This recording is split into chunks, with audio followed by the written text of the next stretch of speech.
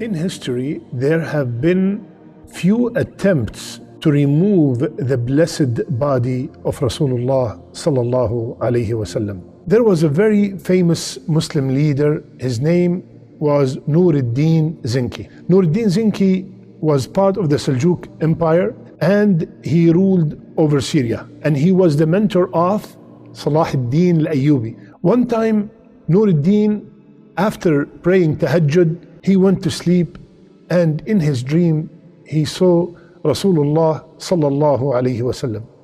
And Rasulullah sallallahu alaihi wasallam, in that dream, he pointed out two men with blonde hair, and he told Nuruddin, which his first name is Mahmud, Ya Mahmud, save me from these two men.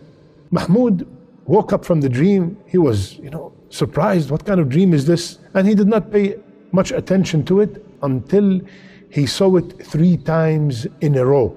Ya Mahmud, save me from these two men. Allahu Akbar. Jamaluddin al-Mawsili advised him to not to tell anyone and to immediately go to Medina.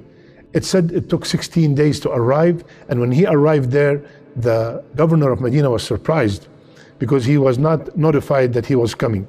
He inquired about the trip. Nuruddin informed him why did he make this trip in the middle of the night and without any prior notice. So the governor asked the Sultan if he can recognize the two men he saw in the dream. He confirmed, yes, I can.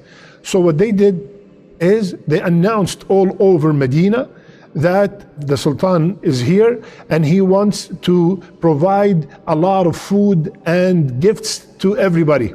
So when this news spread in Medina, everybody started coming, and the whole idea was to see and find out if these two men were among the people coming and taking the gifts. So a lot of people came, and they all get gifts and food, and they were not able to identify those two men. They were not among them.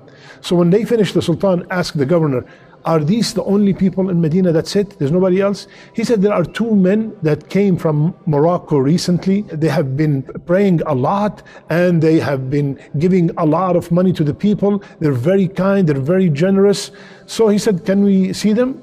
When they walked in, immediately the Sultan, Nuruddin Zinki, recognized that these are the same two men he saw in his dream. So after questioning them, the Sultan, seeing them in the dream, he knew that they are not telling the truth. So he went to their tent and looked, he did not find anything. And then he saw carpet, he took it out, and under it there was a lot of money.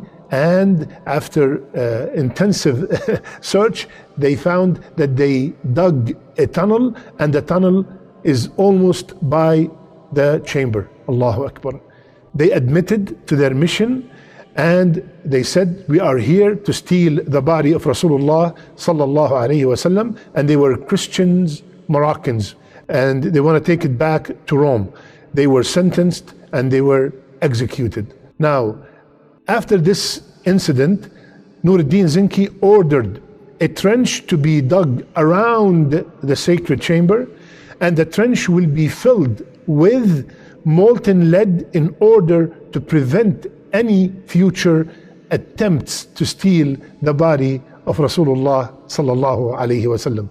Allahu Akbar. There is a couple of lessons. Number one, Allah subhanahu wa ta'ala, He said in Surah Al-Ma'idah, Wallahu ya'asimuka minan nas. Ya Muhammad sallallahu alayhi wa sallam, Allah defend you, Allah protect you from nas, from mankind.